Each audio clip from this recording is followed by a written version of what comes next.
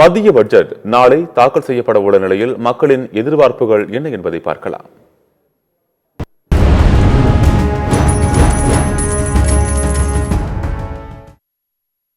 குறைந்தபட்ச விலை நிர்ணய சட்டம் MS சாமிநாதனுடைய கமிட்டி ரெக்கமெண்டேஷன் கொடுத்துருக்காங்க. ஒவ்வொன்றுக்கும் நெல், கோதுமை உட்பட எல்லா தானியங்களுக்கும் எவ்வளவு கொள்முதல் விலையை தீர்மானிக்கிறதுன்னு அவங்க முடிவு சொல்லியிருக்காங்க.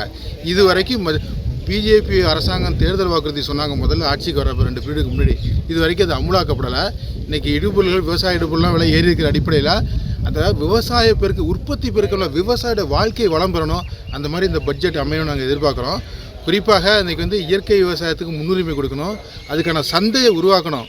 சந்தைங்கிறது நீங்கள் நாங்கள் இப்போ மண்புழு உரம் போட்டு இயற்கையாக எரிட்டு ஆடு மாடு உரம் போட்டு நாங்கள் செய்கிறதுக்கு தயாராக இருக்கோம். ஆனால் அதுக்கு சந்தை சரியாக இல்லைங்கனால தான் நாங்கள் வேறு அதுக்கு சாகுபடி பண்ண வேண்டியிருக்கு.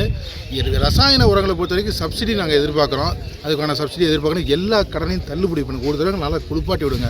25-26ஆம் ஆண்டிற்கான நிதிநிலை அறிக்கை வருகிற 1ஆம் தேதி நிதியமைச்சர் தாக்கல் செய்ய இருக்கிறாங்க.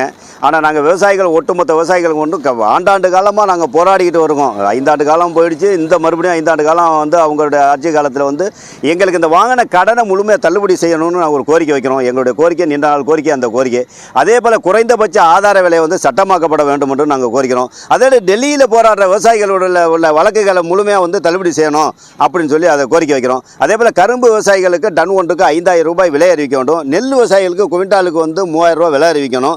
அதே போல் இயற்கை சீற்றங்களால் பாதிக்கப்படுகிற விவசாயிகளுக்கு நாங்கள் பயிர் காப்பீடு கொடுக்குறோம், அதை கொடுக்குறோங்கிறது தேவையில்லாமல் உடனடியாக பாதிக்கப்பட்ட விவசாயிகளுக்கு ஏக்கருக்கு 25,000-30,000 இழப்பீடு தொகை உடனடியாக அறிவித்தாதான் எங்களுக்கு கிடைச்சா அதை நாங்கள் மறுபடியும் அந்த விவசாயிகள் மீண்டு வர முடியும். இயற்கை சீற்றங்களால் நாங்கள் பாதிக்கப்பட்டு இருக்கிறோம். அதனால் அதை ஒன்றிய அரசு இந்த நிதிநிலை அறிக்கையில் அறிவிக்கணும்.